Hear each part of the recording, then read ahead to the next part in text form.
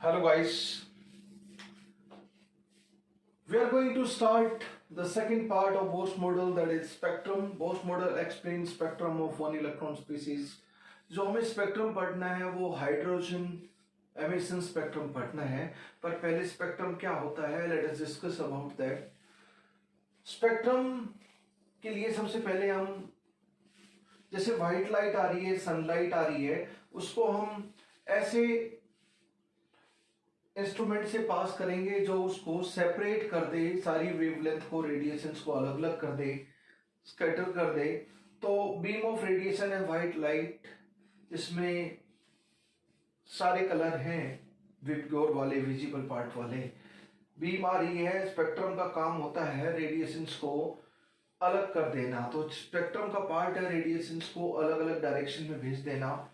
Violet colour की radiation इधर आएगी और रेड, VIBGYOR, विप्योर। तो यहां पर अगर आप इसको देखते हो पर्टिकुलर रेडिएशन को, ये आपका प्रिज्म है, ट्रायंगुलर बेस प्रिज्म यहां से है। इसके 3 फेस होंगे प्रिज्म के, एक फेस इधर होगा, एक फेस इधर होगा और एक इधर होगा। सामने यहाँ ट्रायंगुलर, ये रेक्टेंगुलर फेसेस हैं प्रिज्म के, रेक्टेंगुलर फेसेस हैं प्रिज्म के।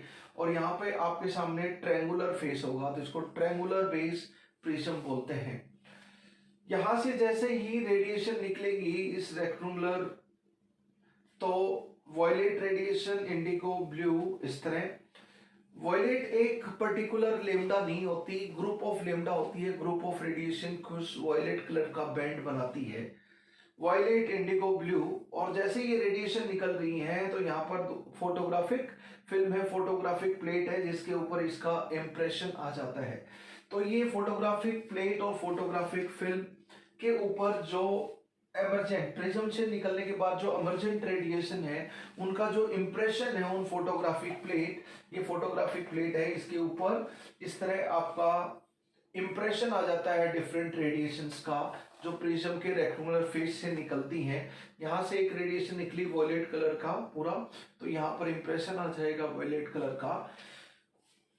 फोटोग्राफिक फिल्म और प्लेट के ऊपर जो इम्प्रेशन है उसे ही हम, जो पैटर्न ऑब्टेन हुआ, जो इम्प्रेशन ऑब्टेन हुआ, उसी को ही हम स्पेक्ट्रम बोलते हैं।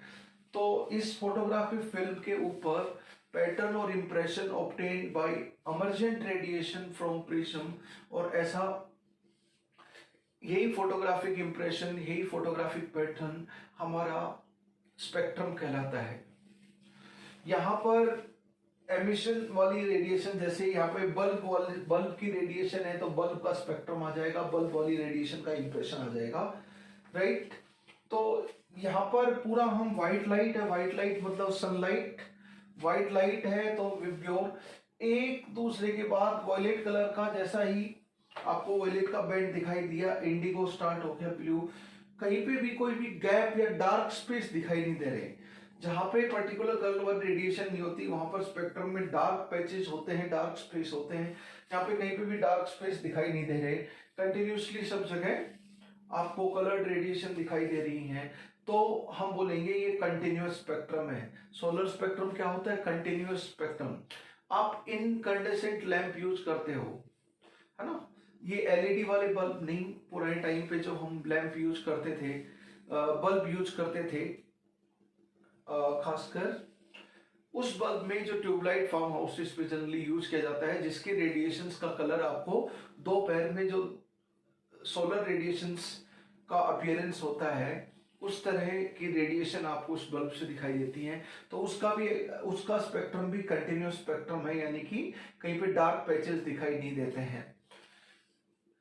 इसी तरह रेड हॉट ऑब्जेक्ट है कोई, रेड हॉट आयरन, इसका स्पेक्ट्रम, उससे रेडिएशन निकलेंगी, वो रेडिएशन का भी इंप्रेशन देखा जाएगा फोटोग्राफिक फिल्म के ऊपर, वो भी कंटिन्यूअस स्पेक्ट्रम का एग्जांपल है, right.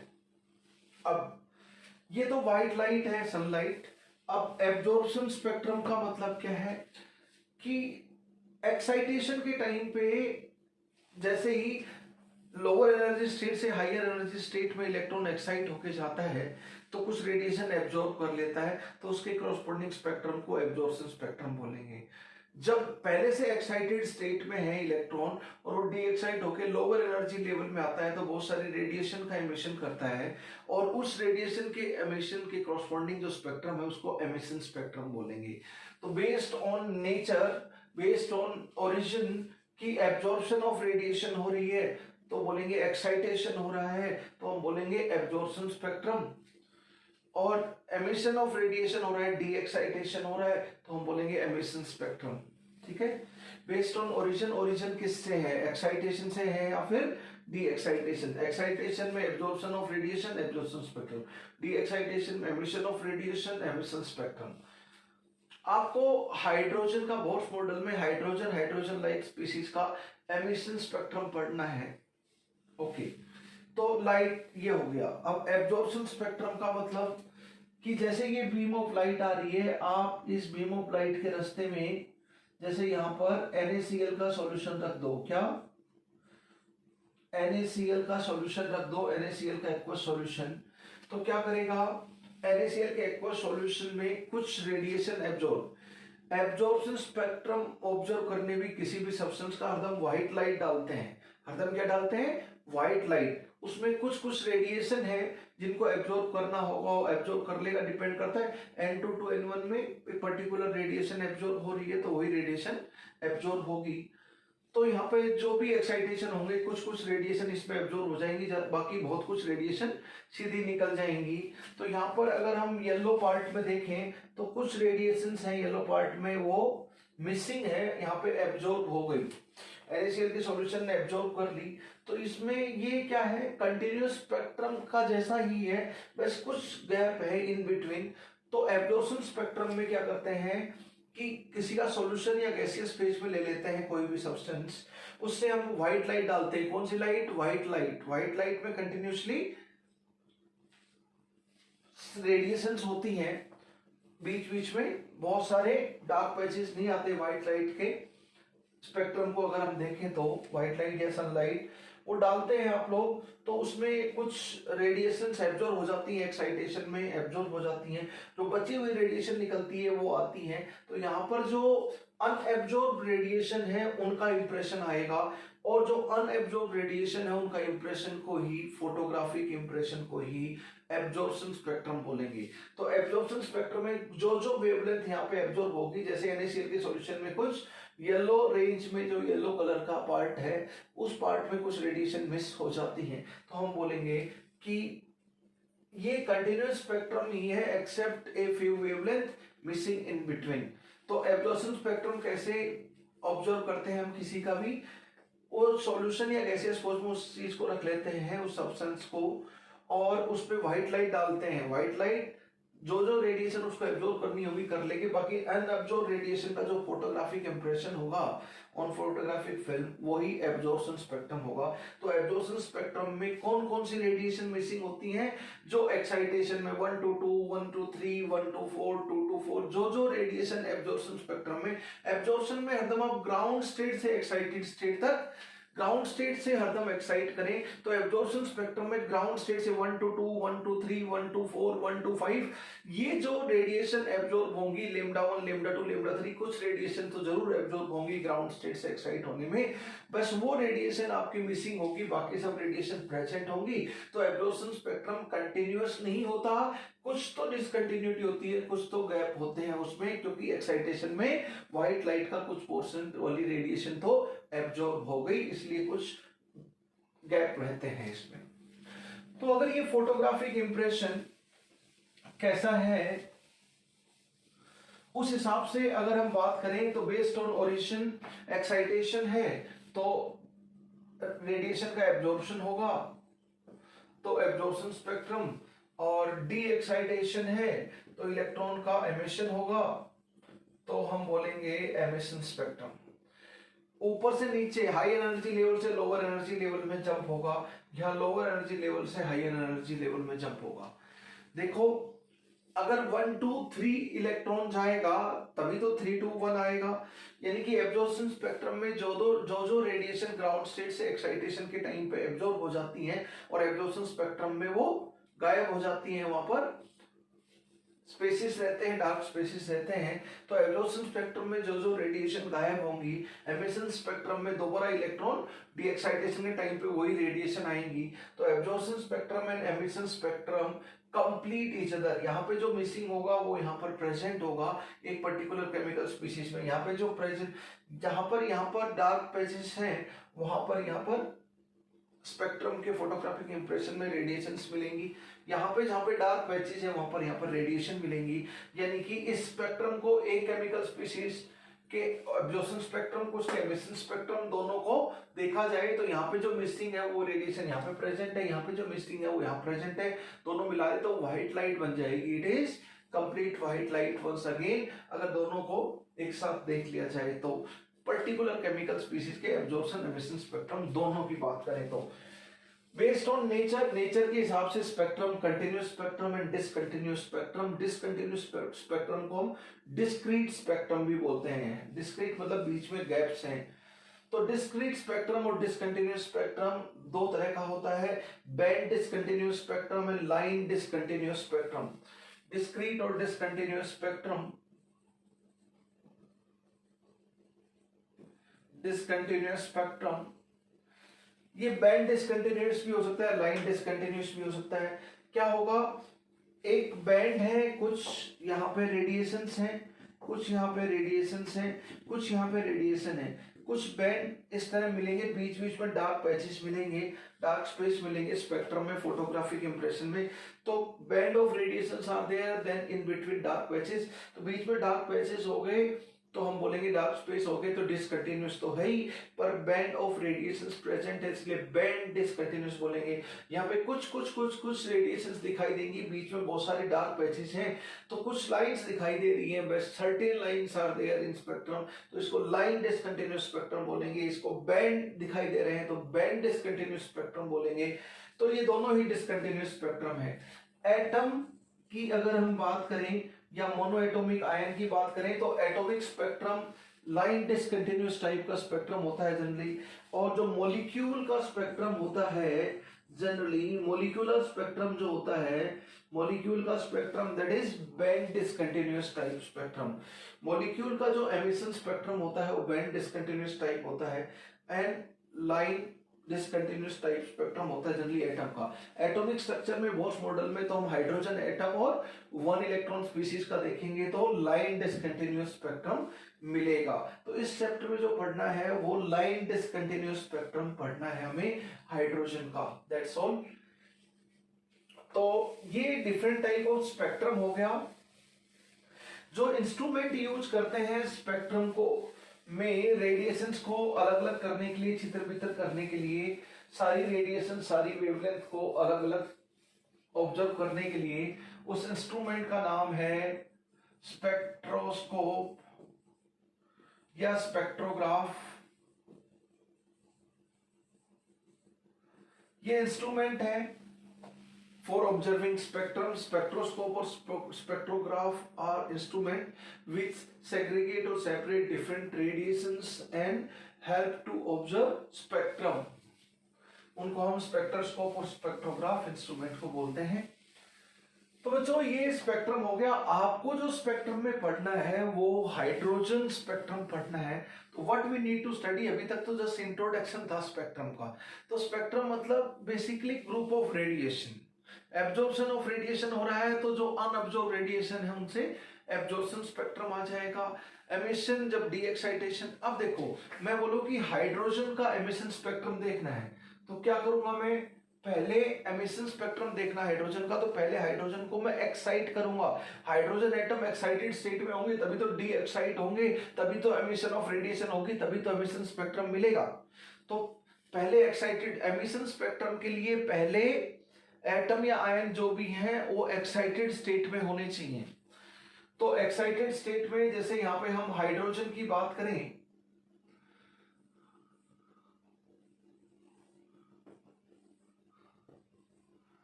High potential difference, high electric discharge, hydrogen को एक्साइटेड स्टेट में कैसे लेके आएंगे, एक्साइटेड स्टेट में होंगे तो फॉर एमिशन स्पेक्ट्रम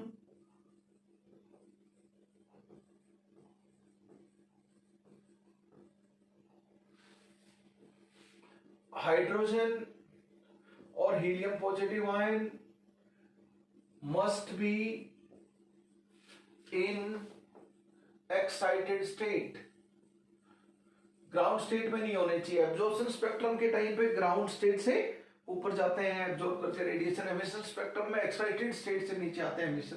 पहले क्या होना चाहिए? एक्साइटेड स्टेट में। ये कैसे किया जा सकता है? फॉर एक्साइटेशन कैसे किया जा सकता है? By high potential different electric discharge, by high potential difference और इलेक्ट्रिक डिस्चार्ज। बहुत ज्यादा पोटेंशियल डिफरेंस अप्लाई कर देंगे तो H2 मॉलिक्यूल का H बॉन्ड टूटकर H एटम रह जाएंगे और H एटम भी और एनर्जी अब्जॉर्ब करके एक्साइटेड स्टेट में चले जाएंगे। इलेक्ट्रॉन 3, 4, 5, 6, 7, 8 एक्साइटेड स्टेट, ऊपर वाले एक्साइटेड स्टेट में रहेंगे। तो इलेक्ट्रिक डिस्चार्ज करके भी कर सकते हो बाई रेडिएशंस। इलेक्ट्रॉन को एनर्जी मिलेगी तो हाइड्रोजन एटम के इलेक्ट्रॉन क्या करेंगे? एक्साइटेड स्टेट में चले जाएंगे। तो वो रेडिएट एनर्जी भी हो सकती है, रेडिएंट एनर्जी। और थर्ड, उसको एक्साइटेशन करने के लिए क्या करेंगे? बाय हीटिंग भी कर सकते हैं। हाइड्रोजन के सैंपल को अगर हम हीट कर दें तो भी हाइड्रोजन एटम एक्साइटेड स्टेट में रहेंगे। तो these are the different means to get the emission spectrum. Hydrogen atom और एनीथिंग विच जिसका एमिशन स्पेक्ट्रम आप देख रहे हो, तो पहले एक्साइटेड स्टेट में उसको पहुंचाना होगा। High potential difference, high electric field की एनर्जी को यूज करते हुए electric discharge, high potential difference से भी आप एक्साइट कर सकते हो। आप रेडिएंट एनर्जी को यूज करते हुए उसको रेडिएशन डालो तो वो एक्साइटेड स्टेट में चले जाए, इलेक्ट्रॉन जंप कर जाए। या हीट एनर्जी दे दो भाई, किसी भी फॉर्म में एनर्जी देनी पड़ेगी तो वो एक्साइटेड स्टेट में चले जाएंगे। अब वो डी एक्साइट होंगे और अब एमिशन ऑफ रेडिएशन होगा। अब जो एमिशन ऑफ रेडिएशन से जो रेडिएशन मिलेंगी उनसे एमिशन स्पेक्ट्रम ऑब्जर्व होगा। अब आपको न्यूमेरिकल में अभी तक जो भी था वो थ्योरेटिकल चीजें थी, अब काम की चीज है। नेक्स्ट 5 to 10 मिनट्स में काम की चीजें हम लोग एकदम डिस्कस करेंगे जिससे न्यूमेरिकल बनेंगे, और वो है बेस लाइन डिसकंटिन्यूअस मतलब discontinuous emission spectrum of hydrogen. Hydrogen फिर हाइड्रोजन लाइक स्पीशीज, पहले हाइड्रोजन की बात कर लेते हैं। Line discontinuous emission spectrum, emission मतलब de-excitation, higher energy level से लोअर एनर्जी लेवल में बात करेंगे पूरे हाइड्रोजन स्पेक्ट्रम और उसके न्यूमेरिकल्स में। ठीक है, स्पेक्ट्रम से रिलेटेड चीजें। डिसकंटिन्यूअस मैंने बोला था हाइड्रोजन एटम है या हीलियम पॉजिटिव आयन है, हाइड्रोजन एक एटम है, एटम का स्पेक्ट्रम लाइन डिसकंटिन्यूअस टाइप का होता है, तो ये लाइन डिसकंटिन्यूअस एमिशन स्पेक्ट्रम हो गया। मॉलिक्यूलर स्पेक्ट्रम जो होता है वो बैंड डिसकंटिन्यूअस टाइप का होता है, तो हमें पढ़ना है वो line discontinuous emission spectrum of hydrogen पढ़ना है। Actually line discontinuous emission spectrum of hydrogen 6 series form में पढ़ते हैं on the name of their discoverer. अलग अलग साइंटिस्ट ने अलग अलग सीरीज देखी और हर सीरीज की खासियत ये है कि जब N2 से N1 हायर एनर्जी लेवल से लो एनर्जी लेवल में रेडिएशन का एमिशन होगा डी एक्साइटेशन के टाइम पे, तो N1 की वैल्यू फिक्स है।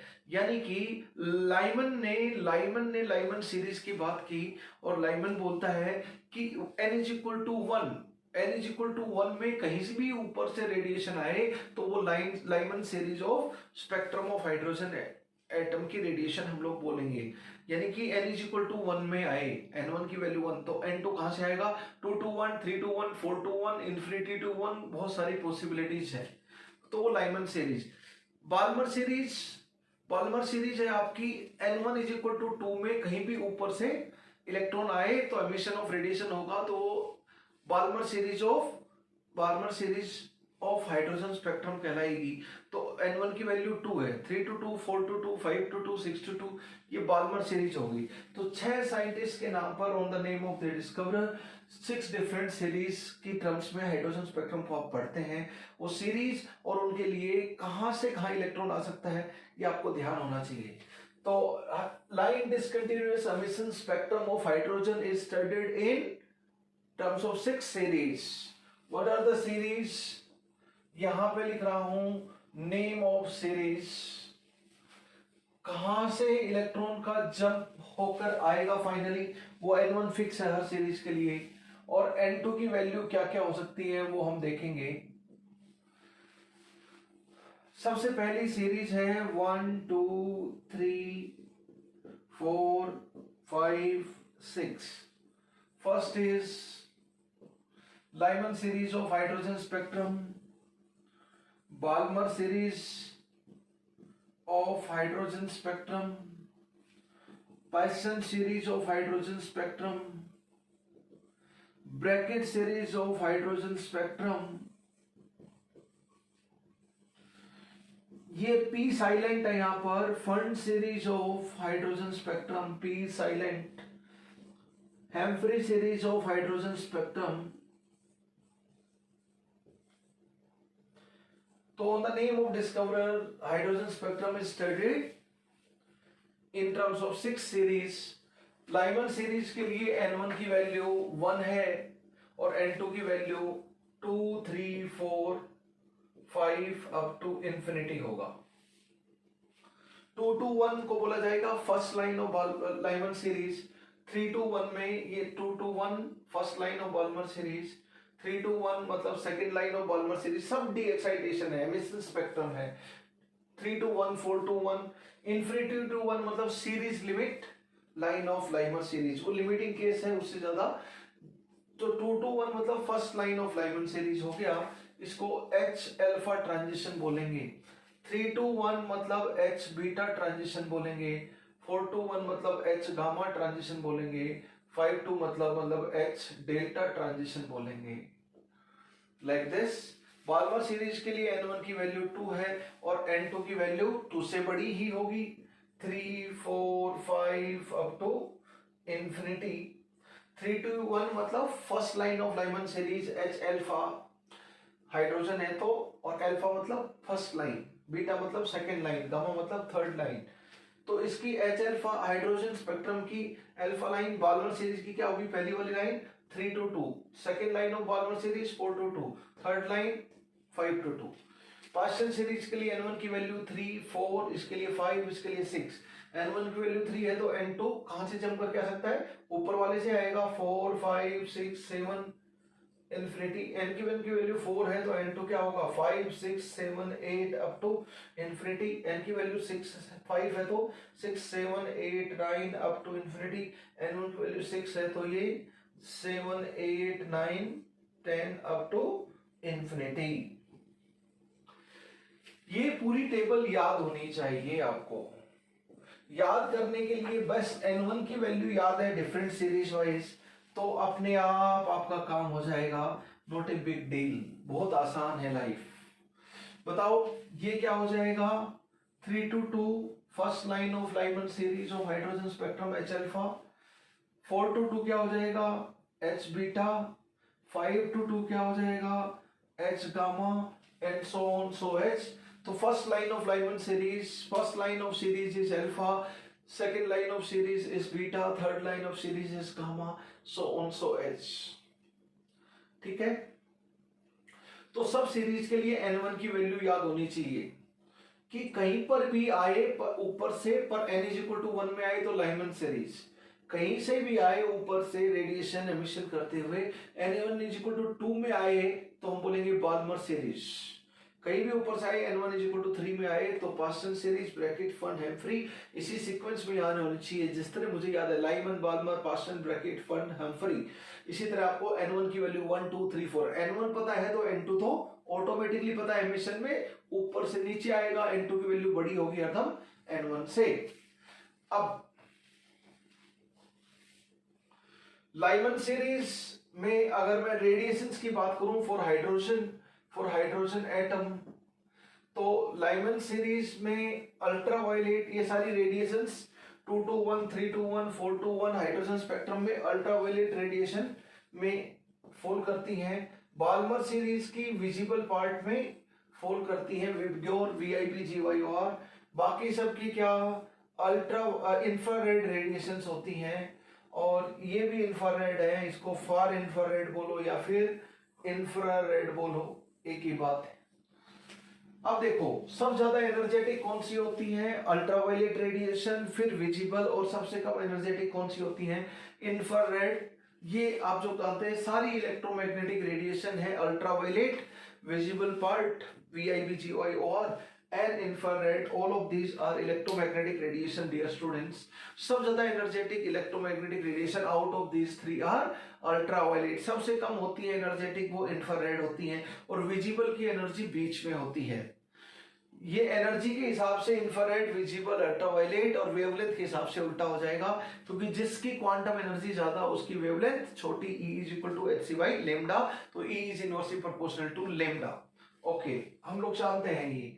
तो देखो इन्फिनिटी तक आ रही है, आप एक एक रेडिएशन ले लो सीरीज लिमिट लाइन वाली, तो क्या हो गया यहां लाइमन सीरीज के लिए इन्फिनिटी से 1 बहुत ज्यादा एनर्जी गैप हो गया, तो एनर्जी बड़ी होगी रेडिएशन की, अल्ट्रावायलेट रेडिएशन बड़ी एनर्जी।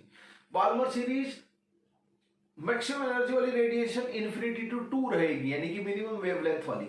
जब एनर्जी मैक्सिमम तो वेवलेंथ मिनिमम ट्रांजिशन में, तो ये क्या होगी 2 to 1, इन्फिनिटी टू 2, तो एनर्जी कम हो गई, तो अल्ट्रावायलेट से कम किस में होती है, विजिबल में। और फिर क्या करेंगे, पार्शियल ब्रैकेट फंड इन सब सीरीज में infinity to 3, infinity to 4, infinity to 5 भी मैक्सिमम एनर्जी वाली रेडिएशन होगी। तो क्या होगी, इन सब में कम है, कम है, कम है, कम एनर्जी वाली रेडिएशन है। कम एनर्जी वाली रेडिएशन क्या होती है, इंफ्रारेड होती है। इस तरह आप ध्यान रख सकते हो। ये जो मैंने अल्ट्रावायलेट, विजिबल, इंफ्रारेड ये रेडिएशन बताई हैं, ये सिर्फ और सिर्फ हाइड्रोजन स्पेक्ट्रम के लिए बताई हैं। ये सीरीज के नाम आप hydrogen, helium positive, lithium di positive, सबके लिए सीरीज का नाम लोगे। N1 N2 की value hydrogen, hydrogen like species सबके लिए यूज करोगे। लेकिन ये वाला जो पार्ट है, ये वाला पार्ट है, मैंने बोला कि लाइमन सीरीज की रेडिएशन अल्ट्रावायलेट रीजन में बिलोंग करेगी, ultraviolet region of electromagnetic spectrum में बिलोंग करेगी। ये चीज सिर्फ हाइड्रोजन के लिए है। This thing is only and only for hydrogen atom spectrum only. बाकी नेम ऑफ सीरीज आप बाकी 1 इलेक्ट्रॉन स्पीशीज के लिए भी यूज कर सकते हो, N1 N2 की वैल्यू, ठीक है। तो मैं आपसे क्वेश्चन में ऐसे काम आएगा, second line of Balmer series, तो N1 N2 की वैल्यू तुरंत आपको काम आएगी न्यूमेरिकल में। तो फर्स्ट लाइन बाल्मर सीरीज का N1 ध्यान होना चाहिए, N1 2 है, तो फर्स्ट लाइन क्या हो जाएगी 3 to 2, सेकेंड लाइन 4 to 2। अब मुझे पता चल गया N2 की वैल्यू 4 है, N1 की वैल्यू 2 है, न्यूमेरिकल में पुट कर दूंगा। यहां सब जगह इलेक्ट्रॉन जंप कर रहा है, N2 to N1, N2 to N। Electron jump करते हैं तो न्यूमेरिकल में 2 ही फॉर्मूला काम आते हैं। एक बोर्स मॉडल का En2 - En1 is equal to 1 quantum energy, दूसरा रेडबर्ग फॉर्मूला। बस जब भी इलेक्ट्रॉन जंप करे ये 2 फॉर्मूला आपको काम आते रहते हैं। रेडिएशन के बारे में पता करना हो कि वो रेडिएशन का जो एमिशन हुआ है एमिशन स्पेक्ट्रम में उसकी वेवलेंथ क्या है, उसके लिए हम लोग देखेंगे। तो ये N1 N2 की, मैं बोलूं third line of Lyman series बताओ, तो alpha beta gamma, gamma line की बात कर रहे हैं थर्ड लाइन, तो 2 to 1 first line, 3 to 1 second line, Lyman series की 4 to 1। तो N2 की वैल्यू 4 और N1 की वैल्यू 1 पुट कर दो फॉर्मूला में, आपका काम हो जाएगा। तो कौन सी लाइन के करस्पॉन्डिंग, कौन सी सीरीज, कौन सी लाइन के करस्पॉन्डिंग N1 N2 की वैल्यू क्या है वो आपको याद होनी चाहिए। तो ये टेबल में N1 की वैल्यू याद होनी चाहिए, बाकी तो काम हो जाएगा। ये हाइड्रोजन के लिए है। हाँ, एक चीज बता देता हूं कि Balmer series of hydrogen spectrum के सारी की सारी रेडिएशन विजिबल पार्ट का हिस्सा नहीं होते हैं। सारी की सारी रेडिएशंस विजिबल पार्ट का हिस्सा नहीं होती है Balmer series of hydrogen spectrum. I am repeating कि Balmer series of hydrogen spectrum वाली रेडिएशंस होती हैं वो विजिबल पार्ट में होती है, बिल्कुल सही है। पर हर रेडिएशन विजिबल पार्ट में हो ऐसा जरूरी नहीं है। जब N2 की वैल्यू इन्फिनिटी की तरफ जाती है, ज्यादा एनर्जी वाली रेडिएशन होती है, तो वो विजिबल पार्ट में नहीं लाई करती है, विजिबल पार्ट में लाई नहीं करती हैं कुछ रेडिएशंस। बाकी ज्यादातर रेडिएशन हम बोलेंगे कि generalise Balmer series of hydrogen spectrum किससे बिलोंग करता है, visible part of electromagnetic spectrum से उसकी रेडिएशन बिलोंग करती है, इसमें कोई दो राय नहीं है। तो line emission spectrum of hydrogen atom, ये आपको ध्यान होना चाहिए, you must be able to remember this. N1 N2 की वैल्यू जरूर याद रहे आपको।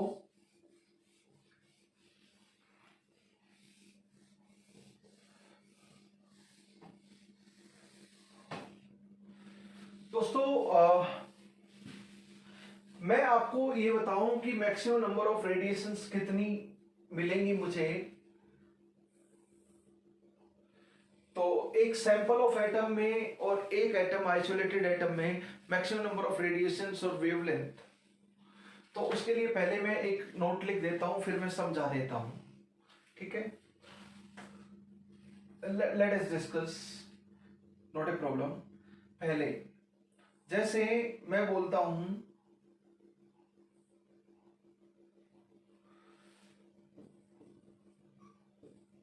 कोई भी हाइड्रोजन हीलियम पॉजिटिव पहले फर्स्ट एक्साइटेड स्टेट में है, सारे के सारे एटम हो रहे हैं, तो बताओ कितनी, जब वो डी एक्साइट होके आएंगे तो एमिशन स्पेक्ट्रम में कितनी मैक्सिमम टाइप ऑफ रेडिएशन मिलेंगी।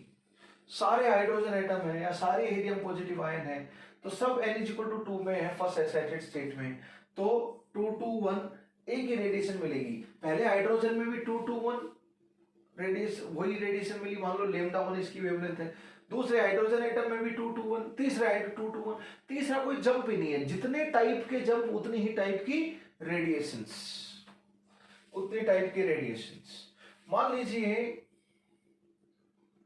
सारे के सारे hydrogen atom second excited state n=3 में अटके हुए हैं। अब उनमें एमिशन हुआ रेडिएशन का, अब उनका डी एक्साइटेशन हुआ, तो आप बताओ कितनी तरह की रेडिएशन मैक्सिमम हमें मिल सकती है। एक एटम में ऐसा हो सकता है डायरेक्टली 3 to 1 जंप हो, बड़ी एनर्जी वाला एक फोटोन निकल जाए। किसी दूसरे हाइड्रोजन एटम में ऐसा हो सकता है कि 2 जंप में इलेक्ट्रॉन आए तो 2 फोटोन निकलेंगे, 2 रेडिएशन निकलेंगी। कैसे दूसरे एटम की बात करूं तो ऐसे। अब 3 जंप हो ही नहीं सकते हैं, 3 जंप हो ही नहीं सकते हैं, तो यहीं मैं बना देता हूं। तो एक एटम में ऐसा हुआ, दूसरे एटम में ऐसा हुआ, तीसरे एटम में क्या तो ऐसा या ऐसा हुआ होगा, क्योंकि तीसरा तरीका है ही नहीं। 3 to 1 आना है तो टोटल कितनी रेडिएशन मिली, ये एक फोटोन λ1 वेवलेंथ का, ये 2 फोटोन λ2 एंड λ3 वेवलेंथ का, तो 3 different radiations are obtained when electron jump from n=2 to n=1 finally. n2 की वैल्यू 3 और n1 की value 1 in sample of atom. एक एटम नहीं है, एक एटम में मैक्सिमम रेडिएशन कितनी मिल सकती है, 2 जंप हो सकते हैं तो 2 रेडिएशन मिल सकती है। तो ये क्या हो जाएगा, n2 और n1 की वैल्यू 3 and 1 है, तो n2 minus n1 मतलब maximum number of radiation obtained is 2। पर वैसे मैक्सिमम नंबर ऑफ रेडिएशन बहुत सारे एटम हो तो कुछ एटम में ऐसा जंप हो रहा होगा, कुछ में वैसा हो रहा होगा, तीसरा टाइप का कोई जंप पॉसिबल नहीं है। यहाँ पे 2 रेडिएशन मिल रही है, यहाँ पे 1, तो मैक्सिमम नंबर ऑफ रेडिएशन कितनी मिली, 3 मिल जाएंगी हमें। अब मैं आपसे क्वेश्चन पूछूं कि मैक्सिमम नंबर ऑफ, अगर सारे के सारे हाइड्रोजन एटम या हीलियम पॉजिटिव आयन सारे के सारे n=4 में है और फाइनली सब ग्राउंड स्टेट में आ रहे हैं n=1 में, मान लीजिए, है ना। 4 से 1 तो 2 3, बताओ एक एटम नहीं है, बहुत सारे एटम है। तो बहुत सारे एटम है तो कितनी maximum number of radiations from sample of hydrogen atom या sample of helium positive ion. बहुत सारे एटम, बहुत सारे हीलियम पॉजिटिव आयन है, बहुत सारे, कोई भी 1 इलेक्ट्रॉन स्पीसीज है जिनके क्वेश्चन बहुत मॉडल पूछे जाते हैं। तो maximum type of radiation, maximum number of radiations कितनी मिलेगी हमें फ्रॉम सैंपल ऑफ एटम्स और आयंस। तो किसी एक एटम में 4 to 1 एक ही जंप में इलेक्ट्रॉन आ जाएगा तो 1 रेडिएशन मिलेगी। किसी में 2 जंप में आएगा, अब 2 जंप हो सकते हैं 4 to 3 और 3 से 1, ऐसे 2 जंप हो जाए। 4 to 2, 2 से 1 ऐसे भी जंप हो सकता है किसी दूसरे एटम में।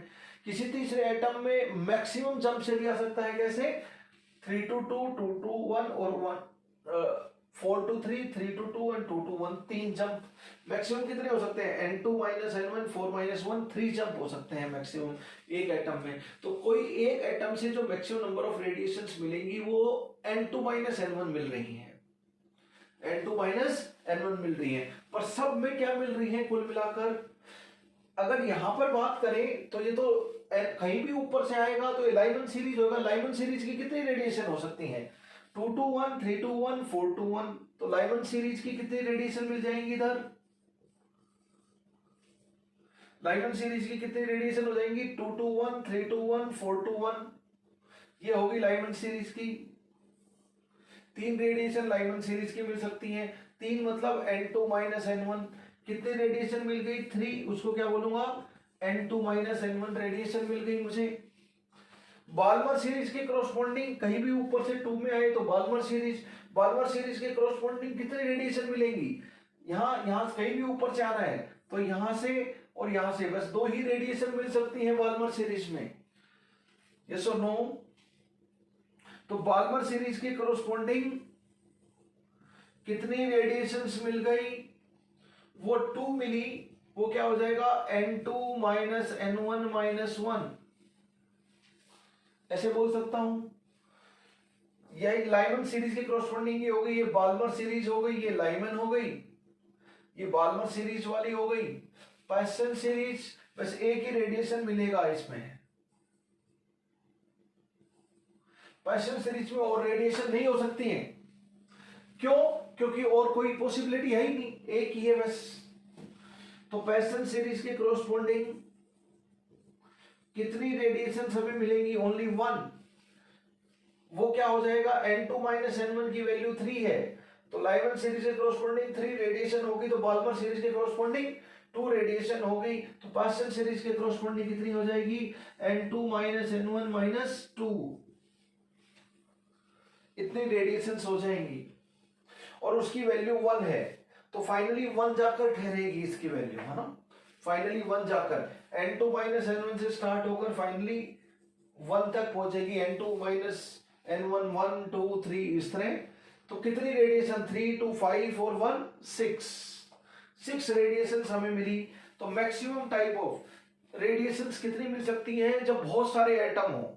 एक एटम होगा तो कितनी मिल सकती है? मात्र 3 मिलेंगी मैक्सिमम रेडिएशन जो मिलनी होगी। क्यों? क्योंकि एक एटम में मैक्सिमम जंप करवा दो तो मैक्सिमम नंबर ऑफ रेडिएशन मिल जाएंगी। 4 to 3, 3 to 2, 2 to 1, maximum 3 jump करके 4 से 1 में आ सकता है इलेक्ट्रॉन। तो मैक्सिमम 3 ही रेडिएशन मिलेगी। किसी एक एटम में तो ऐसा ही हो रहा होगा, पर ये तो बहुत सारे एटम हो रहे हैं तो हम सारी पॉसिबिलिटी देख रहे हैं। लाइमन सीरीज के सारे जंप, बाल्मर सीरीज के, ये सैंपल ऑफ एटम के लिए है, ग्रुप ऑफ एटम के लिए है। तो ये होगी मैक्सिमम नंबर ऑफ रेडिएशन। इसी को हम एक फॉर्मूला से निकालें, delta n plus 1 divided by 2। और डेल्टा एन क्या है? N2 माइनस N1 है। N2 की वैल्यू 4, N1 की वैल्यू 1। तो ये ही आपका हो गया N2 minus N1 plus 1 divided by 2। Maximum number of radiation इस फॉर्मूला में रखो। तो N2 की वैल्यू 4, N1 की वैल्यू 1। तो 4 minus 1 3 multiplied by 4 divided by 2। तो ये 2 6 मैक्सिमम नंबर ऑफ रेडिएशंस हो गई। तो इस फॉर्मूला से हम मैक्सिमम नंबर ऑफ रेडिएशंस निकाल सकते हैं। मैक्सिमम नंबर ऑफ रेडिएशंस इस फॉर्मूला से हम लोग निकाल सकते हैं बिंदास। N2 माइनस N1 से 1 तक हम लोग जाएंगे समेशन करते करते। तो मैक्सिमम अगर मैं बोलूं कि n इज इक्वल टू 5 के कॉरस्पॉन्डिंग कितनी हो जाएंगी? मान लेता हूं n इज इक्वल टू 4 से नहीं आए, अब n इज इक्वल टू 5 से आए हैं। N2 की वैल्यू 5। सारे हाइड्रोजन एटम या हीलियम पॉजिटिव आयन सब 4th एक्साइटेड स्टेट यानी कि ऑर्बिट नंबर 5 में अटके हुए हैं। तो लाइमन सीरीज के corresponding N2 minus N1 maximum एक एटम में कितने जंप हो सकते हैं? N2 माइनस N1 4 हो सकते हैं। कैसे? मैक्सिमम जंप कितने होंगे? 5 to 4 एक, 4 to 3 दूसरा, 3 to 2 तीसरा और 2 to 1 चौथा। मैक्सिमम 4 जंप हो सकते हैं यानी कि N2 माइनस N1 इज 4। एक एटम में मैक्सिमम टाइप ऑफ रेडिएशन का एमिशन कितना हो सकता है? N2 माइनस N1 के बराबर। लेकिन बहुत सारे एटम है तो सारे जंप काउंट करो। लाइमन सीरीज के कॉरस्पॉन्डिंग कितना हो गया? 2 to 1, 3 to 1, 4 to 1 and 5 to 1। 5 to 1 यानी कि 4 जंप पॉसिबल है, that is equal to N2 minus N1। Balmer series के corresponding 3 to 2, 4 to 2 and 5 to 2 कितने हैं? 3 जंप पॉसिबल है। इसके कॉरस्पॉन्डिंग 2 जंप पॉसिबल है पाइसन सीरीज। और इसके बाद ब्रैकेट सीरीज आएगी n1 की वैल्यू 4 के लिए उसमें सिर्फ एक ही जंप पॉसिबल है, तो n2 माइनस n1 से जर्नी स्टार्ट कर 1 तक जाता है। n2 minus n1 journey start करके 1 तक जाता है। डिफरेंट सीरीज की क्रॉसपोंडिंग हम देखें तो मैक्सिमम नंबर ऑफ रेडिएशन कितनी हो गई, 4 + 3 7 + 2 9 और एक 10।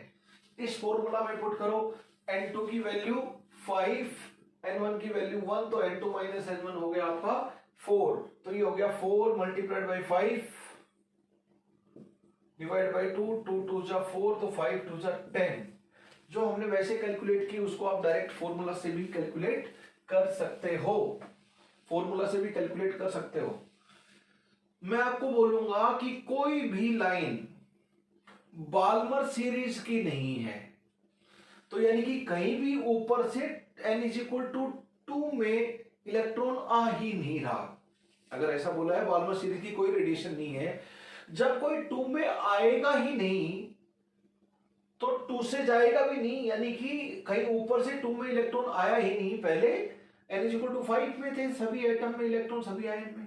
अब 2 में कोई आया ही नहीं क्योंकि बाल्मर सीरीज की कोई रेडिएशन नहीं मिली स्पेक्ट्रम में, तो स्पेक्ट्रल लाइन कोई है ही नहीं बाल्मर सीरीज की, तो 2 to 1 भी नहीं हो सकता। जब 2 में आया ही नहीं तो 2 से 1 कैसे हो सकता है जंप?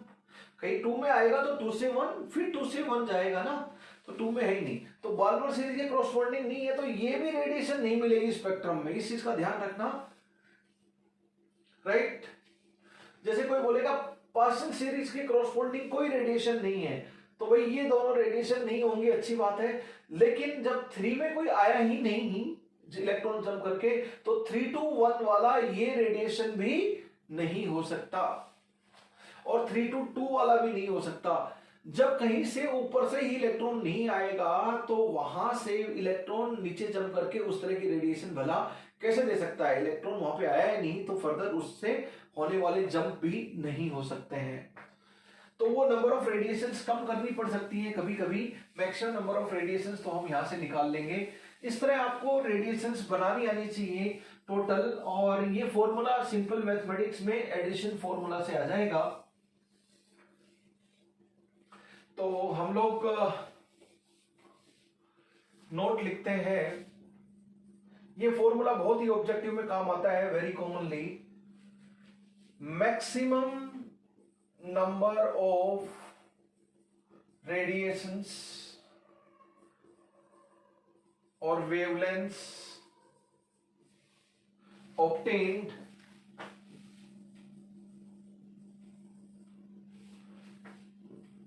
when electron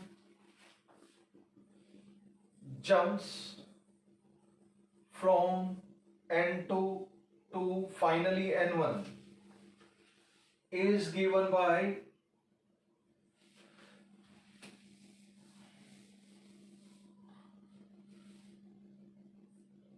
in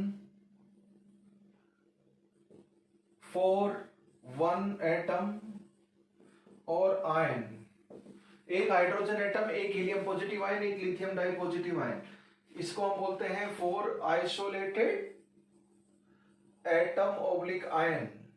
कितना हो जाएगा? n2 minus n1।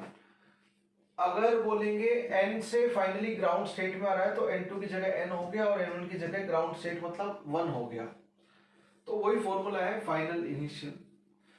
अगर for number of radiation obtained when electron jumps from n2 to finally n1 for many atoms और आयंस, इस बार आइसोलेटेड नहीं होंगे, यानी कि हम सैंपल की बात कर रहे हैं, सैंपल ऑफ एटम्स और आयंस, तो क्या फॉर्मूला हो जाएगा? n2 minus n1 n2 minus n1 plus 1 divided by 2, ये फॉर्मूला हो जाएगा। तो ये हो गया n2 माइनस n1 को हम डेल्टा n लिख देंगे, तो delta n plus 1 divide by 2, ये फॉर्मूला हो जाएगा आपका। ठीक है, ये फॉर्मूला हो जाएगा आपका। डन। अब ये जानते हो ना, n minus 1 n minus 2 up to 1, इसका समेशन क्या होता है? n+1/2, यही समेशन होता है ना मैथमेटिक्स में। इसकी जगह बताओ लाइमन सीरीज की कितनी रेडिएशंस आ गई, n2 - n1। बाल्मर सीरीज की कितनी आ गई, n2 - n1 - 1। पास्टन सीरीज की कितनी आ गई, n2 - n1 - 2। और लास्ट में 1 आ जाएंगी। तो इसका समेशन क्या हो जाएगा, इसी का ही तो समेशन है ये। मैं वो फॉर्मूला कहां से आया उसका प्रूफ बता रहा हूं। लाइमन सीरीज कितनी रेडिएशन है, बाल्मर सीरीज की इतनी है, और लास्ट में घटती घटती 1 हो जाती है। जैसे एग्जांपल ली हमने, सारी सीरीज की रेडिएशन का समेशन कर दें। उसके अलावा जो हेम्फ्री सीरीज के बाद में है तो वो सब देख रहे हैं, लास्ट तक देख रहे हैं, सब इन्हीं सीरीज के नहीं, जहां पर भी जितने भी सीरीज वाइज अगर हम देखें तो बाद में तो n=n1 = 6 तक ही हमने सीरीज का नाम पढ़ा है। उसके बियॉन्ड भी सब देखना है, जितने भी होंगे, है ना, उनमें कितनी रेडिएशन आ सकती है जंप करके। तो ये क्या हो जाएगा, मैथमेटिक्स बोलता है कि ये समेशन का फॉर्मूला होगा n2 - n1 n2 - n1 + 1 / 2। ठीक है, डेल्टा n क्या हो गया यहाँ पर, डेल्टा n हो गया n2 - n1, where delta n is n2 - n1। तो n2 - n1 + 1, ये फॉर्मूला, ये तो प्रूफ हो गया, पर आपको ये डायरेक्ट फॉर्मूला ध्यान होना चाहिए। This formula you must be able to remember. n1 की वैल्यू 1 हो जाए, कुछ भी नहीं बोला हो तो n1 की वैल्यू क्या लेके चलनी है, 1, ग्राउंड स्टेट तक ले जाना है हरदम आपको। If nothing is mentioned you have to consider electrons are going to ground state, यानी कि बाय डिफॉल्ट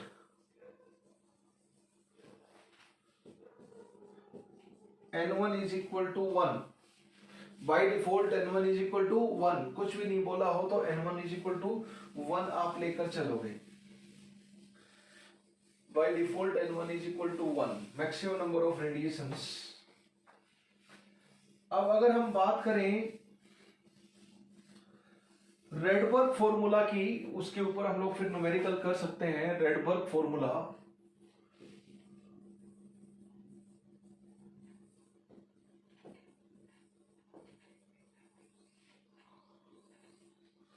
रेडबर्ग फॉर्मूला होता है कि 1/λ = r × z², 1/n1² - 1/n2²।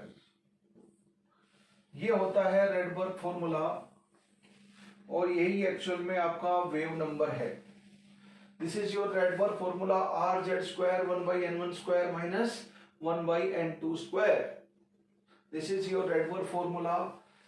Hydrogen होगा तो z की वैल्यू 1, हीलियम पॉजिटिव होगा तो z की वैल्यू 2, n2 की वैल्यू n1 से क्या है, बड़ी है हरदम। बड़ी वाली वैल्यू यहां पुट करनी है, छोटी वाली, जैसे मैं बोलूंगा 2 से 5 जंप हुआ एक्साइटेशन में, तो यहाँ 2 और यहाँ 5, बड़ी वैल्यू यहाँ, तभी ये लेमडा पॉजिटिव आएगा या वेव नंबर पॉजिटिव आएगा, नहीं गड़बड़ हो जाएगा उल्टा पुट कर दोगे तो। ये छोटी होनी चाहिए और ये बड़ी, n1 छोटा होना चाहिए, n2 बड़ा होना चाहिए, अदरवाइज नेगेटिव वैल्यू आ जाएगी वेवलेंथ की, जो कि गलत हो जाएगा। रेडबर्ग फॉर्मूला, इसमें रेडबर्ग कांस्टेंट है, ये एक्सपेरिमेंटली डिटरमाइन किया था अर्लियर। बाद में इसकी जो वैल्यू, एक्सपेरिमेंटल वैल्यू थी, that is also verified by theoretically by Bohr's theory, उससे भी हम देखेंगे तो रेडबर्ग कांस्टेंट की वैल्यू आ जाती है। तो देखो, इसको वेरीफाई भी करके देखेंगे हमें 2 मिनट में। तो इलेक्ट्रॉन जब भी जंप कर रहा है n1 से n2, if electron is jumping n1 to n2 और n2 to n1,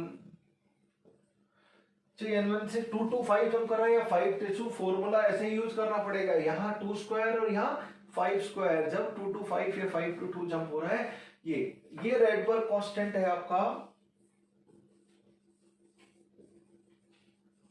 Rydberg constant. अब इसकी स्टार्टिंग में एक्सपेरिमेंटल वैल्यू क्या थी रेडबर्ग कांस्टेंट की, ये 109678 सेंटीमीटर इनवर्स, और इसी को अगर मीटर इनवर्स में अगर हम पुट करें तो 1.1 × 10⁻⁷ मीटर इनवर्स, जो कि SI यूनिट में हो जाएगा। इसका आपको याद होना चाहिए, फॉर्मूला भी और रेडबर्ग कांस्टेंट की वैल्यू भी, और एक्सपेक्टेड टू रिमेंबर। अब देखो n तो ऑर्बिट नंबर है, कोई यूनिट नहीं है, z कोई, मेरी हथेली के उधर उधर z और n है, सब z भी इंटीजर होता है और n भी इंटीजर होता है, और कोई यूनिट नहीं होती ना z की ना यूनिट की ना n की, कोई यूनिट, मेरी हथेली के उधर उधर यूनिटलेस डायमेंशनलेस पैरामीटर्स हैं। तो इधर देखो, अब अगर ये सेंटीमीटर इनवर्स में है तो लेमडा किस में आएगा, सेंटीमीटर में आएगा। ये मीटर इनवर्स में है तो लेमडा किस में आएगा, मीटर में आएगा। ये सेंटीमीटर इनवर्स में है तो वेव नंबर भी किस में आएगा, सेंटीमीटर इनवर्स में। ये मीटर इनवर्स में है तो वेव नंबर भी किस में आएगा, मीटर इनवर्स में। तो आर की ये वैल्यू पुट करोगे तो लेमडा सेंटीमीटर में, वेव नंबर सेंटीमीटर इनवर्स में। आर की ये वैल्यू यूज करोगे तो लेमडा मीटर में और वेव नंबर मीटर इनवर्स में आएगा। ध्यान रखिए, आर की यूनिट की वैल्यू के ऊपर डिपेंड करता है कि लेमडा की क्या यूनिट रहेगी, वेवलेंथ। जो रेडिएशन एब्जॉर्ब या इमिट होगी n1 से n2 जाते टाइम रेडिएशन एब्जॉर्ब होगी, उसकी वेवलेंथ है ही, और n2 से n1 जब एमिशन होगी रेडिएशन की तब उसकी वेवलेंथ है। n1 से n2 x एंगस्ट्रॉम की रेडिएशन एब्जॉर्ब हुई तो n2 टू n1 उसी केमिकल स्पीशीज में x एंगस्ट्रॉम की ही होगी। इसलिए चाहे n1 से n2 या n2 से n1, n1 से n2 एब्जॉर्प्शन ऑफ रेडिएशन होगा और n2 से n1 एमिशन ऑफ रेडिएशन होगा, क्योंकि n2 ग्रेटर देन n1 लेकर चले हैं हम। तो ये रेडिएशन एब्जॉर्ब और एमिटेड एक ही फॉर्मूला से, एक ही कैलकुलेशन से आएगी, बस यही। यहाँ n1 छोटा है और n2 बड़ा है। रेडबर्ग कांस्टेंट की वैल्यू ध्यान रखें 109678 सेंटीमीटर इनवर्स, या फिर अप्रोक्सीमेटली, थोड़ा सा अप्रोक्सीमेशन है इसमें, but that will work well. तो यहाँ पर 1.1 10⁷ मीटर इनवर्स, ये मीटर इनवर्स में पुट करोगे तो लेमडा मीटर में आ जाएगा, बाद में नैनोमीटर एंगस्ट्रॉम में जिसमें दे रखा है, you can convert it and gate your answer.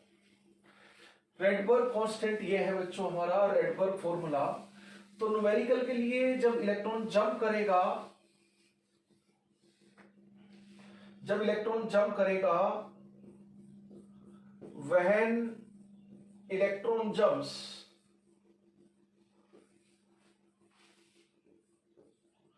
n1 to n2 या फिर n2 टू n1, जब भी इलेक्ट्रॉन जंप करेगा n1 टू n2 या फिर n2 टू n1, आप मेरे बच्चों दो यूज करोगे, एक रेडबर्ग फॉर्मूला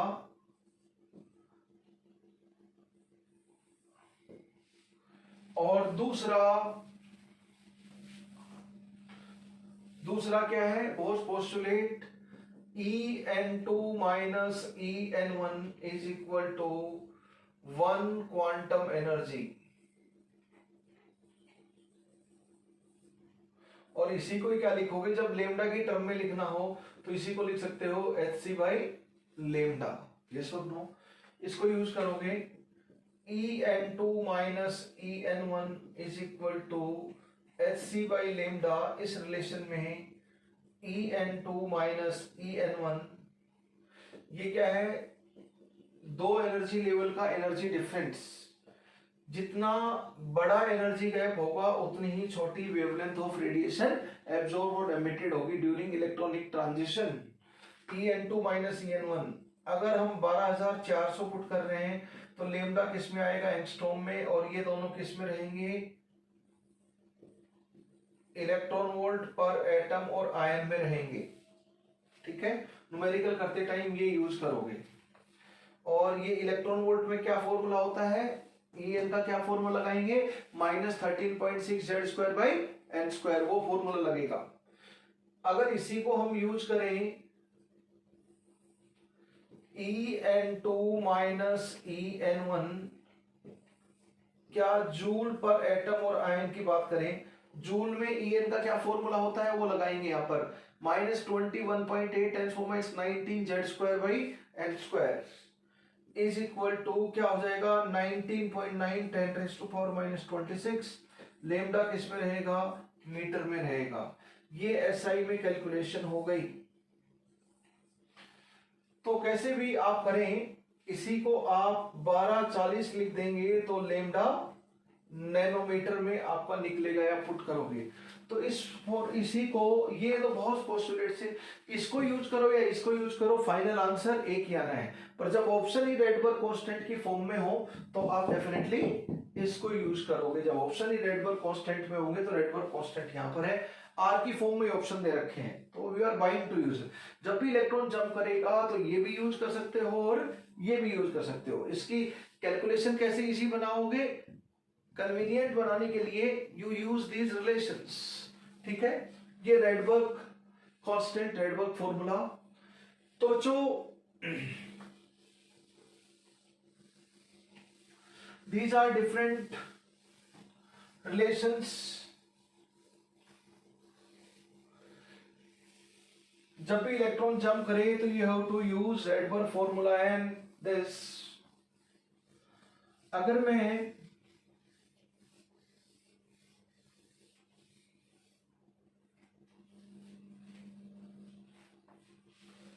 एक क्वेश्चन करूं, मैं आपको बोलूं कि क्वेश्चन करके दिखाओ, find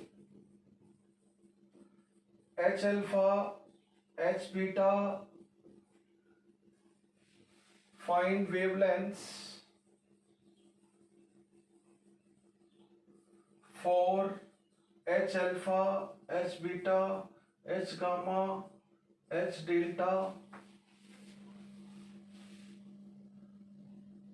and series limit line of Balmer series of hydrogen atom, wavelength for H alpha, H beta, H gamma and delta and series limit line of Balmer series of hydrogen atom। Hydrogen atom spectrum, hydrogen spectrum बोल दीजिए, hydrogen atom का spectrum मतलब hydrogen spectrum. अब Balmer series बोलते ही आपको समझ में आ जाएगा, N1 की वैल्यू 2 होती है, N2 की वैल्यू 3, 4, 5 अप टू इंफिनिटी। बताओ ये क्या है, first line of Balmer series, ये क्या है second line of Balmer series, ये third line of Balmer series, ये एस gamma fourth line of Balmer series, and यहां से यहां N2 से N1 क्या हो जाएगा, series limit line of Balmer series. First line of Balmer series, second line of Balmer series, series limit line of Balmer series. ये हरदम आप ध्यान रखें। देखो 2 है, 3 to 2, 4 to 2, 5 to 2, 6 to 2, 7 to 2, infinity to 2, 2 to 1 सबसे कम एनर्जी है, तो फर्स्ट लाइन की वेवलेंथ क्या रहेगी, सबसे बड़ी रहेगी। 3 to एनर्जी बढ़ गया, क्या है energy gap En2 minus En1 is equal to hc by lambda. तो जितना ज्यादा एनर्जी गैप होगा उतना ही वेवलेंथ छोटा होगा जंप में, आप देख सकते हो बड़ी आसानी से। तो यह एनर्जी गैप बढ़ा तो सेकेंड लाइन वेवलेंथ किसी भी सीरीज की उससे छोटी होगी, एनर्जी गैप और बढ़ा, ठीक है, तो थर्ड लाइन वेवलेंथ और छोटी होगी और छोटी होगी, और सबसे छोटी किसकी रहेगी, सीरीज लिमिट वेवलेंथ। एल क्या है, limit wavelength, series limit wavelength for a particular series, for a particular series, remember this, for a particular series,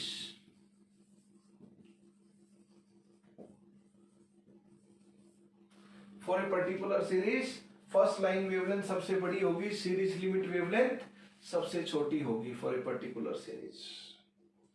yes और no, for a particular series first line wavelength सबसे बड़ी होगी, series limit wavelength सबसे छोटी होगी। Done.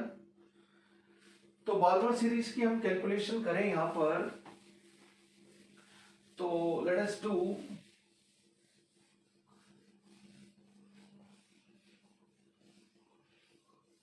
आप कैसे भी कर सकते हो, चॉइस इज योर्स। मैं मेथड 1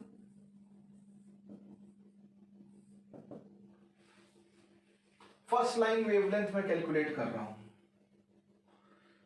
मैं रेडबर्ग फॉर्मूला यूज कर लेता हूं, या फिर मैं En2 बताओ, फर्स्ट लाइन है lambda alpha, first line of Lyman series, यानी कि वो लॉन्गेस्ट वेवलेंथ होती है। First line wavelength is longest wavelength of any series of spectrum, and series limit line is always shortest wavelength of any series. First line या longest wavelength, largest wavelength, longest wavelength सब तरह बोलेंगे इसको। First line of Balmer series, तो n1 की value 2 हो गई और n2 की वैल्यू 3 हो गई। 3 to 2 ट्रांजिशन हो रहा है n2 to n1, तो क्या बोलेंगे हम, E3 minus E2 is equal to, lambda निकालना है ना, तो 1 क्वांटम एनर्जी को क्या लिखूंगा, hc बाई लेमडा। अब E3 minus E2 lambda angstrom में निकालते हैं हम, लेमडा एंगस्ट्रॉम में हम लोग निकाल लेंगे, ये रिलेशन यूज करते हैं, पर ये किस में होना चाहिए, इलेक्ट्रॉन वोल्ट में होना चाहिए।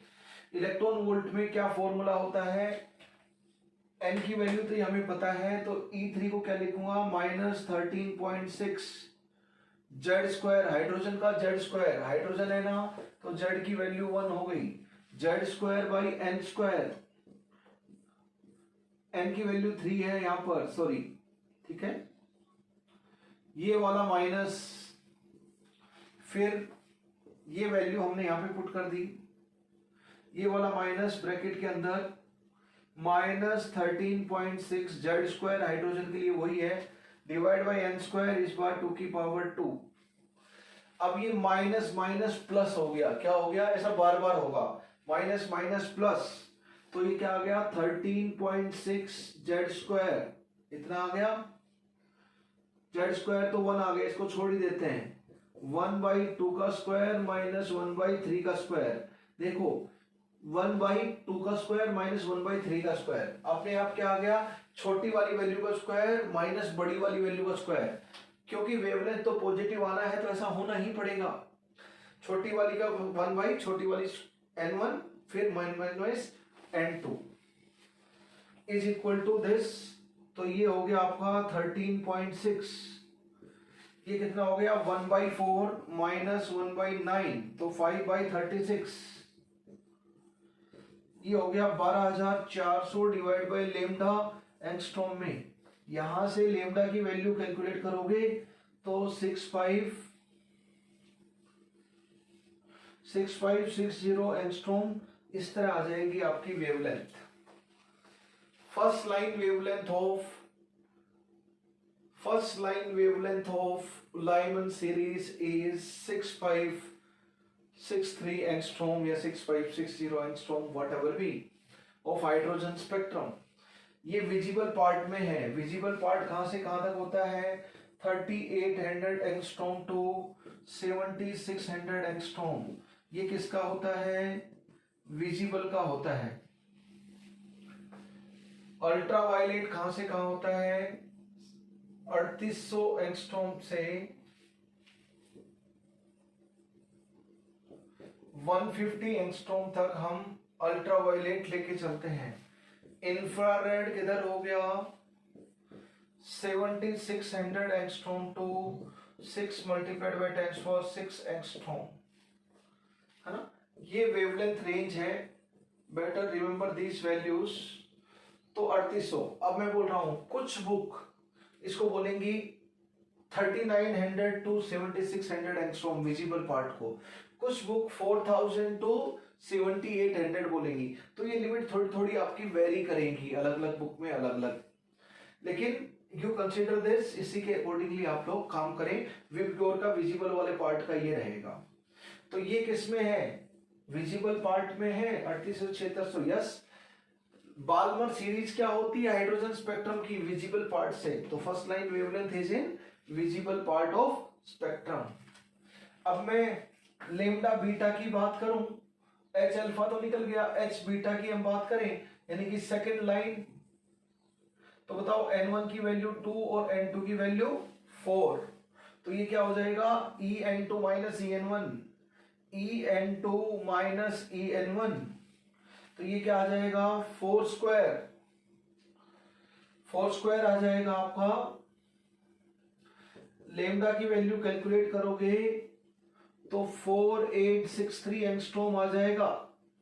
4860 एंगस्ट्रॉम ले लो या 4863 एंगस्ट्रॉम आ जाएगा ऑन कैलकुलेशन।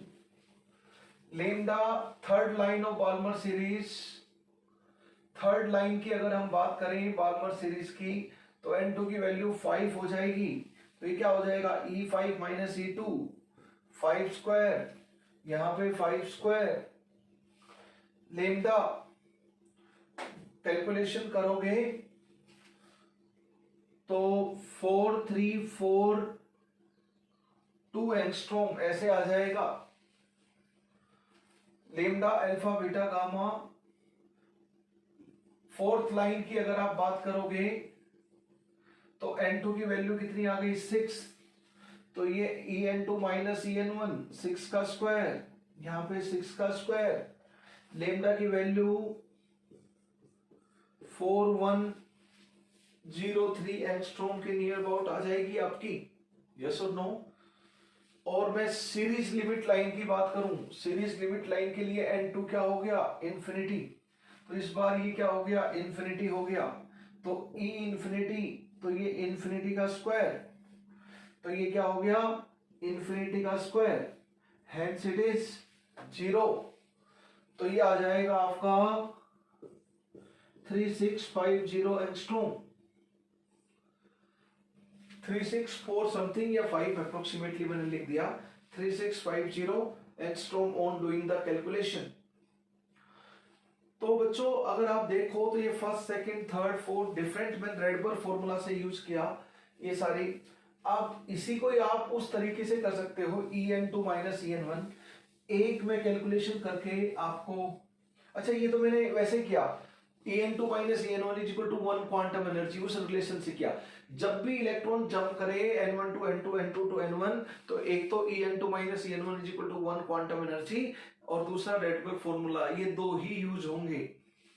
और कितनी नंबर ऑफ रेडिएशंस का एमिशन होगा उसके लिए सैंपल ऑफ एटम आयन हो तो delta n plus 1 divide by 2 वाले फॉर्मूले से आ जाती है। Total maximum number of radiations आती हैं उससे कम हो सकती हैं पर उससे ज्यादा नहीं हो सकती।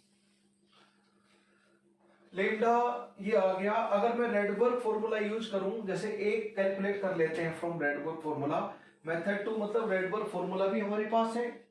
रेडबर्ग फॉर्मूला से हम लोग यूज करें तो H अल्फा रेडिएशन यूज करते हैं फर्स्ट लाइन, ठीक है।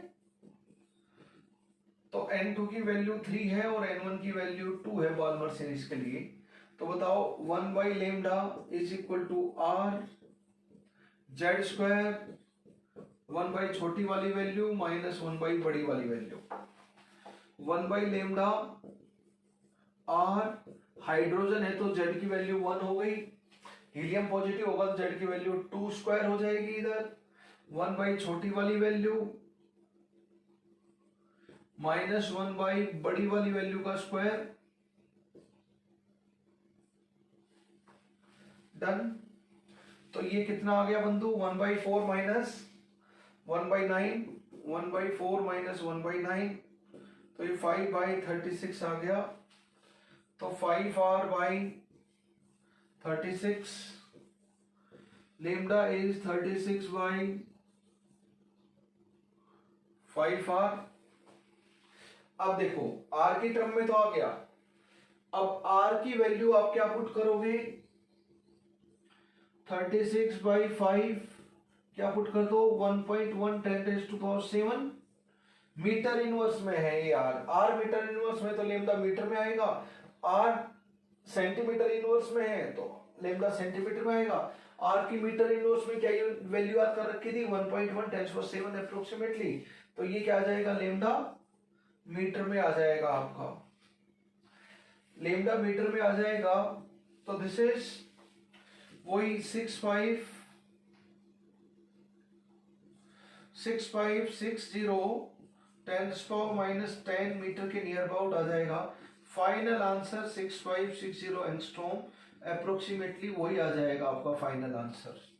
Final answer you will get the same जो आपका En2 minus En1 is equal to 1 quantum energy से आया था। तो इससे कैलकुलेशन करो या उससे कैलकुलेशन करो, choice is yours, you can do the same.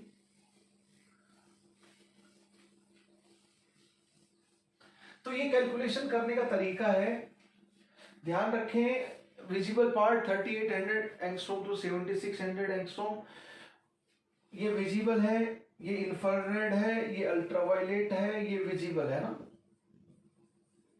VIBGYOR VIBGYOR,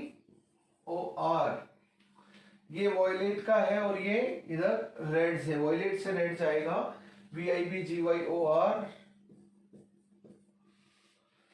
क्योंकि वॉयलेट सबसे ज्यादा एनर्जेटिक होती है, उसके इधर अल्ट्रावायलेट होती है, छोटी वेवलेंथ तो एनर्जी ज्यादा, रेड वाले की वेवलेंथ बड़ी तो रेड की एनर्जी कम।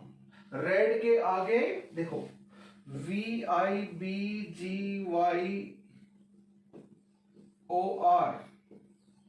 आर के इधर इंफ्रा IR और V के इधर UV, वॉयलेट के इधर अल्ट्रावायलेट और R के इधर इंफ्रारेड। इधर से इधर वेवलेंथ बढ़ रही है, इधर से इधर एनर्जी बढ़ रही है, इधर से इधर फ्रीक्वेंसी बढ़ रही है। ठीक है, इस तरह आप याद कर सकते हो। ये आपका विजिबल पार्ट है, this is the visible part, right, this is the visible part of spectrum. तो इस तरह आप रेडबर्ग फॉर्मूला उन दोनों से कैलकुलेशन कर सकते हो। You can get your answer using both of this.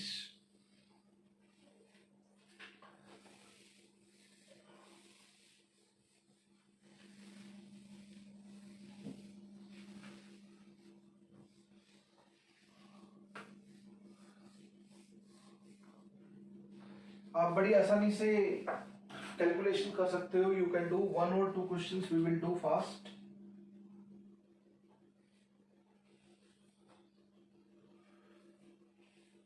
Next 1-2 question कर लेते हैं जल्दी से।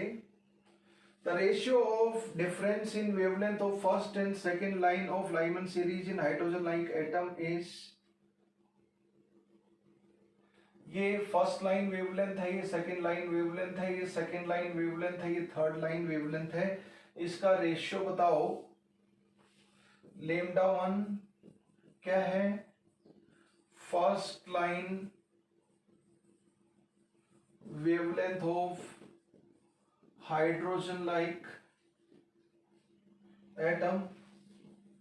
Lambda 2 is second line wavelength of hydrogen like atom.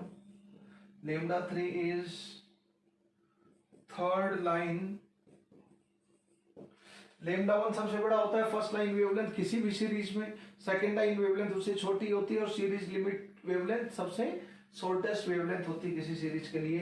Third line wavelength of the same series, आपको रेशियो बताना है। देखो जब भी सीरीज की बात करें, सीरीज तो स्पेक्ट्रम है, और स्पेक्ट्रम की बात करें वहां तो एमिशन स्पेक्ट्रम यानी कि इलेक्ट्रॉन का जंप ही है। जब भी इलेक्ट्रॉन का जंप और स्पेक्ट्रम की बात करेंगे तो क्या तो रेडबर्ग फॉर्मूला या En2 minus En1 is equal to 1 quantum energy, वैसे दो ही यूज होंगे हमारे बिंदास। तो क्या हो जाएगा बच्चों, हम निकालते हैं first line second line of, ये किसकी है? सारी लाइन लाइमन सीरीज की हैं। ऑल लाइंस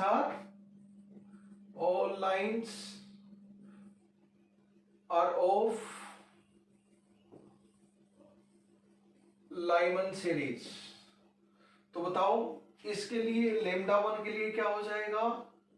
n1 की वैल्यू 1 और n2 की वैल्यू 2। इसके लिए क्या हो जाएगा? n फर्स्ट लाइन, ये सेकंड लाइन हो गई, n2 की वैल्यू 3, और लेमडा 3 के लिए लाइमन सीरीज n1 तो फिक्स हो गया, n2 की वैल्यू 4 हो गई। तो सबसे पहले 1 by lambda 1 is equal to r multiplied by Z square. जो भी 1 इलेक्ट्रॉन स्पीसीज होगी, जेड तो उसका सेम रहेगा, r multiplied by Z square 1 by 1 square minus 1 by बड़ी वाली वैल्यू 2 का स्क्वायर। तो ये हो गया are Z square divide by ये कितना 1 माइनस 1/4 यानी कि 3r/4 हो गया। तो लेमडा 1 की वैल्यू आ गई 4/3r जेड स्क्वायर, ये आ गया लेमडा 1। लेमडा 2 निकालते हैं तो 1/λ2 कितना हो जाएगा।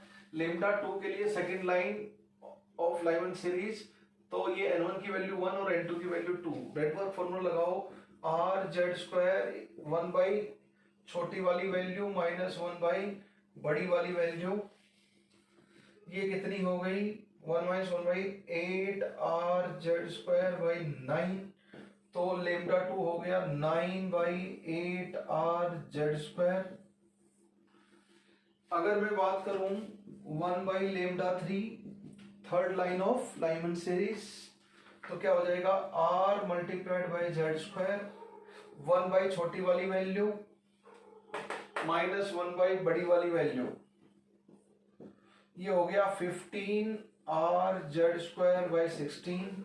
तो लेमडा 3 क्या हो गया 16/15 r जेड स्क्वायर,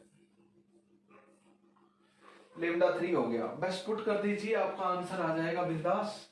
लेमडा 1 कितना है बच्चों, लेमडा 1 आपका आया 3r Z square by 4। Lambda 2 कितना आया आपका 9/8 r जेड स्क्वायर, ये कितना आया 9/8 r Z square minus 16/15 r Z square, r Z square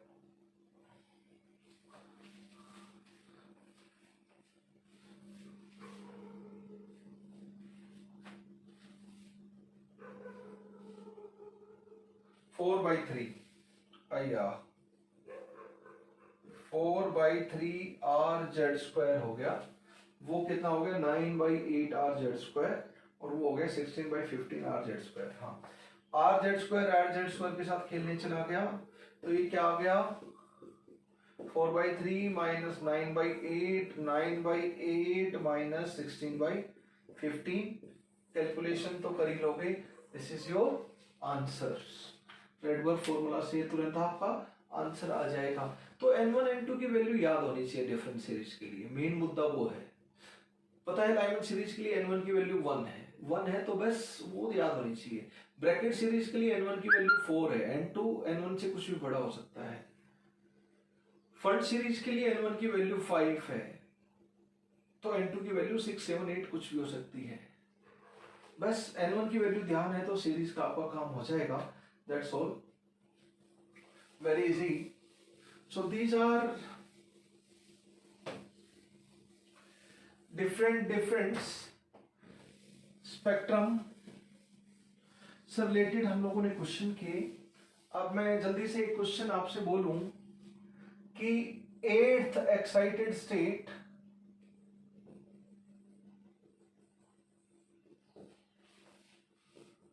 to ground state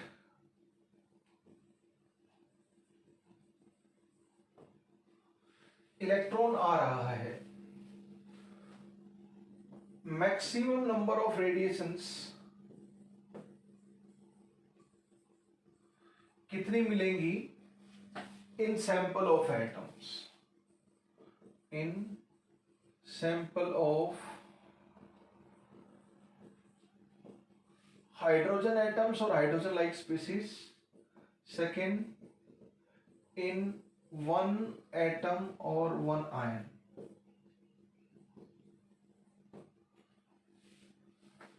ठीक है, तो बताओ n2 की वैल्यू 8th एक्साइटेड स्टेट मतलब 9, ग्राउंड स्टेट मतलब n1 की वैल्यू 1, तो n2 माइनस n1 कितना आ गया 9 माइनस 1 यानी कि 8। बताओ सैंपल के लिए मैक्सिमम नंबर ऑफ रेडिएशन का फॉर्मूला क्या होता है, delta n plus 1 divide by 2, तो ये 8 मल्टीप्लाइड बाई 9/2, आंसर आपका 36 है। अगर मैक्सिमम नंबर ऑफ रेडिएशंस एक एटम के लिए देखें तो कितना होता है, डेल्टा एन होता है, यानी कि 9 माइनस 1 8, तो इसका आंसर 8 है और इसका आंसर 36 है। अब मैं क्वेश्चन में थोड़ा ऑल्टरेशन कर देता हूं कि सारे एटम और आयन 8th एक्साइटेड स्टेट में है and finally come to 4th excited state, excited state to 4th excited state में फाइनली आते हैं सारे के सारे एक्साइटेड स्टेट। तो 4th एक्साइटेड स्टेट मतलब n equal to 5। Find maximum number of radiations in sample of hydrogen atom और 1 electron species वाले आयंस, और सैंपल है बहुत सारे हैं या फिर एक आइसोलेटेड एटम और आयन है। तो बताएं इस बार n2 माइनस n1 कितना हो जाएगा, 9 माइनस 5 4। तो फर्स्ट का आंसर कितना हो जाएगा, ये फॉर्मूला लगेगा तो ये हो जाएगा 4 मल्टीप्लाइड बाई 5 डिवाइड बाई 2, ये कितना हो गया 10 आपका आंसर हो गया। और वो कितना हो गया 9 minus 5 n2 minus n1 that is 4। इस बार क्या आंसर आ गया, इस बार आपका आंसर आ गया 10 and 4 of these two questions. यानी कि कुछ भी नहीं बोला हो तो n1 की वैल्यू 1 लेके चलेंगे न्यूमेरिकल में, बट मेंशन हो तो जैसे यहाँ पे मेंशन है 4th एक्साइटेड स्टेट में फाइनली इलेक्ट्रॉन गए, 4th एक्साइटेड स्टेट में गए, तो मतलब n1 की वैल्यू 5 हो गई, फाइनली इलेक्ट्रॉन n1 में जाते हैं, राइट।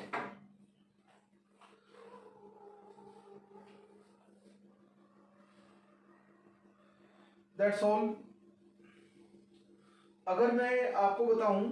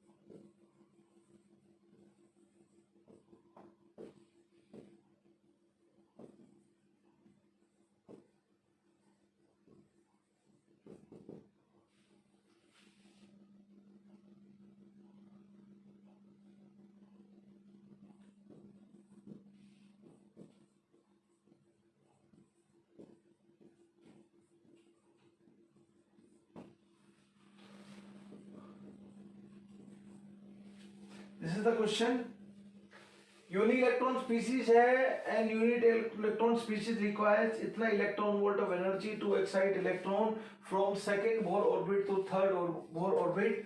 कहां से उठाया इलेक्ट्रॉन, सेकंड बोर ऑर्बिट से थर्ड बोर ऑर्बिट तक इलेक्ट्रॉन गया। तो बताओ इतने 47.2 इलेक्ट्रॉन वोल्ट एनर्जी रिक्वायर्ड है, यानी कि इतने एनर्जी का फोटोन दे दे तो n इक्वल टू 2 से n इक्वल टू 3 में इलेक्ट्रॉन जंप करके चला जाएगा। बताओ नेचर ऑफ 1 इलेक्ट्रॉन स्पीशीज क्या है, यानी कि Z की वैल्यू, Z की वैल्यू 2 आ गई तो हम बोलेंगे हीलियम पॉजिटिव है, Z की वैल्यू 4 आ गई तो बेरिलियम +3 है, और Z की वैल्यू 5 आ गई तो बोरॉन 4 पॉजिटिव है। तो ये जब भी जंप हो रहा है तो दो रास्ते हैं आपके पास, क्या, एक रेडबर्ग फॉर्मूला और दूसरा